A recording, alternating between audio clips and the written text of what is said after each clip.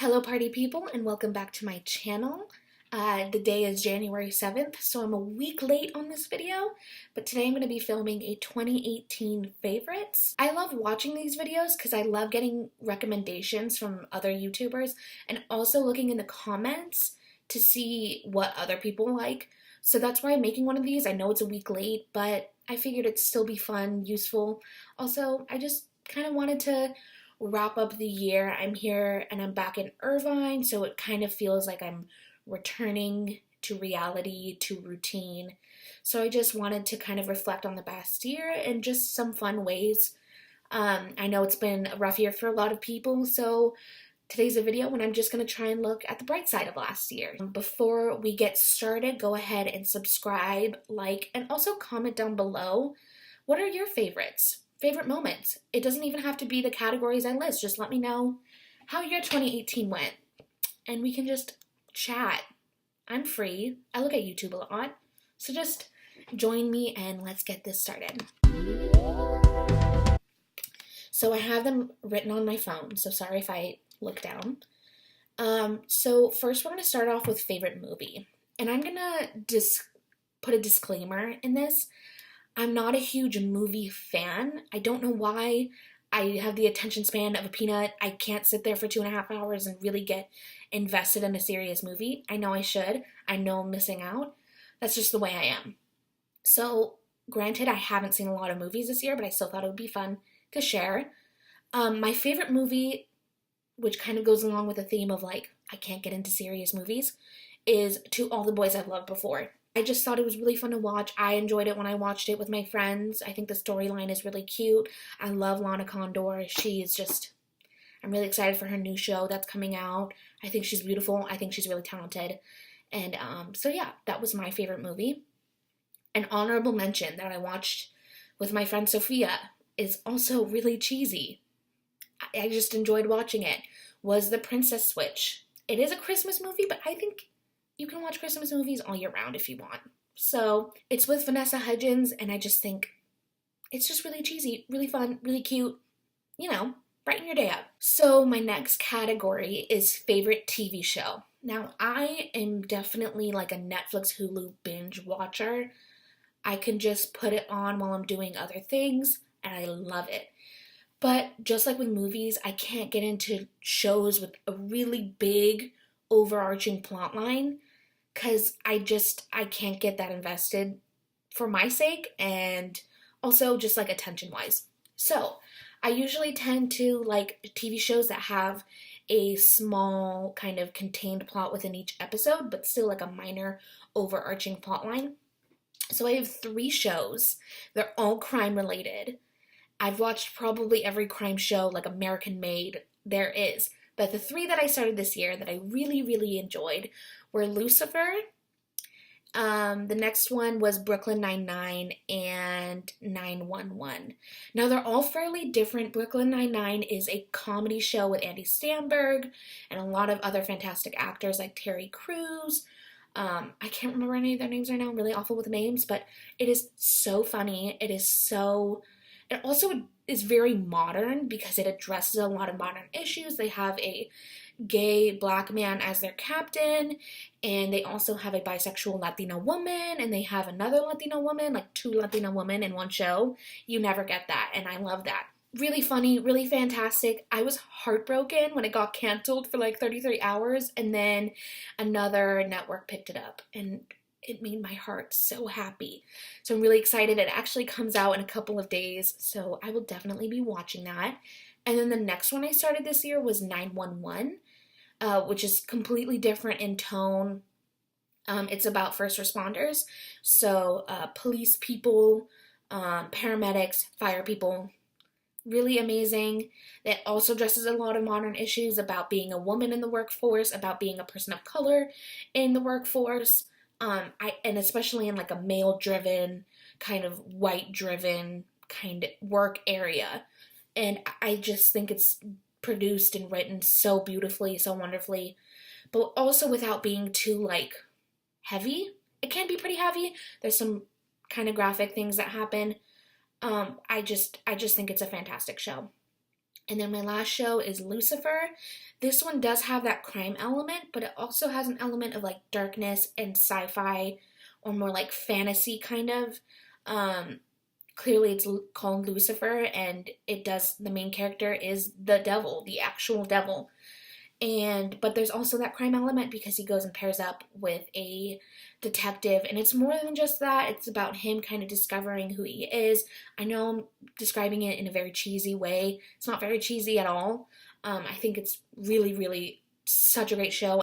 And also, all of the actors in that are just fantastic, funny, talented, beautiful. All of them are beautiful, which is unfair, but yeah, those were my 3 favorite shows for 2018. And then I have 3 favorite artists. I tried to narrow it down to 2, but I can't. So my 3 favorite artists of 2018, like my most listened to, are Ariana Grande, Harry Styles, and Khalid. And they're actually the 3 people that I've seen in concert most recently. All 3 of those artists are fantastic. They all have very kind of different music styles, but I think they're really talented live. Their music is right where I want it to be, like genre-wise, kind of that pop, alternative, kind of rock, especially with Harry Styles, R&B, just all the best. And I think they're just so talented, beautiful, A+. My favorite album of this year that was released in 2018, there are obviously a ton of other albums that I listened to throughout all of 2018, like SZA's Control, the Harry Styles album, the Khalid album. But I think that my favorite album that was released in 2018 was Ariana Grande's Sweetener. I really, really like that album. It's very different from her other albums, which I enjoyed. I like seeing a different side of her. Don't get me wrong, I think her other albums are absolutely fantastic, and I still listen to them over and over again. But it was just kind of nice to hear a different, just a change of pace, a change in what she's doing musically, I think was really fun. Some of my favorite songs off the album were Rem, Breathe In, and Every Time. Those 3 songs I have on repeat. But my favorite song of the year is actually kind of surprising. It's by Casey Musgraves, who I had heard about a really long time ago, but I'm not a huge country fan, so I didn't really listen to a ton of her music. Her Christmas album is an all-time favorite, but for this year, my most played song was Happy and Sad by Casey Musgraves. It's off her The Golden Hour album, and I had that on repeat all year. All year. Hello. I'm filming. Oh. Am I in your vid? Yes. Hey, Alana's viewers. So like I was saying before I was rudely interrupted by my sister FaceTiming me, it wasn't rudely. I asked her to call me, and then she did. Happy and Sad by Casey Musgraves is a jam. It'll get you in your feels. It's also right in my range, in my horrible, horrible range. I'm not a good singer. I like to pretend that I am. It's just a great song. So my favorite book for this year is along the theme of all my other favorites.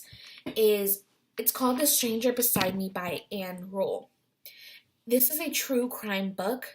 It is about her experience and the story of the very prolific, very horrific serial killer Ted Bundy. And I read it a really long time ago, I was way too young to have read it when I did read it. But the reason I'm rereading it this year is because she added a couple of prefaces since I've read it, and it kind of clarifies some of the misconceptions, frequently asked questions, or kind of more emotionally not thought through writing that she first published. When she first published the book, it was basically breaking news that Ted Bundy was a serial killer. It was not super breaking. It was just in the next couple of years that his crime spree had ended. And so I think it was still, emotions were very high, especially because she did have a personal relationship with Ted Bundy. They were co-workers at a crisis hotline center. And then they became friends and stuff. And so I think she realized that some of her words could have been misconstrued, or that there were some misconceptions about some of the facts, or new facts came out that clarified some past conceptions. So I think with the new edits and preface that she added, I think it's a really fantastic book. She started writing the book before she knew that Ted Bundy was the perpetrator of these crimes. And so she was just writing it as a journalist and as an author without the personal connection. And then, one in a million chance, she happens to be writing the exact book that she's personally connected to, and she didn't even know it. I think it's really well written. I think it's kind of amazing in the most horrible way that she had this personal connection with the story that she was so fascinated and horrified by. So I would definitely give that a read. I also study criminology at school as well as psychology. So I think it's not only interesting to hear about the crimes of Ted Bundy, but to see how it affects someone that was close to the situation. And even though it's not the closest person in the situation, it's, she's at least a little bit removed from the circumstances. I still think it's really interesting to have a book from that perspective. So I would highly recommend that. My favorite YouTubers of 2018 were Terrell and Mr. Kate. Terrell is a YouTuber that does a lot of videos with contestants from The Four and The Voice. And they do videos like song associations or finish the lyric, and he also does reaction videos to the performances. And I don't watch a ton of cable, so it's really nice to see him react to it and get his thoughts on it. He had Amber Riley on, and he's had a lot of other really talented people. It's just a really entertaining channel. And then Mr. Kate, I also really love. Kate and Joey are interior decorators, designers, and I actually met Kate in 2017 at the Women's March in LA.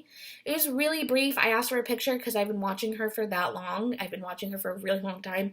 And she was just as sweet as she was on the videos. Really nice. They did the room of 2 kids that were affected by the mudslides and the fires in Santa Barbara, which obviously hits close to home for me because I'm from Santa Barbara. Thank God I wasn't affected by the fires and the mudslides. I think that's really awesome too. You don't see a lot of people giving like that. They are really generous. And they're also having a baby, which is really cute. And I a little bit cried when I found out because, you just get kind of attached to they're so likable and stuff.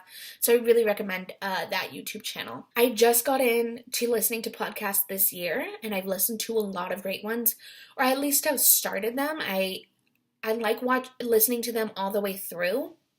So I've started The Read. I've started Two Dope Queens, Getting Curious by Jonathan Van Ness.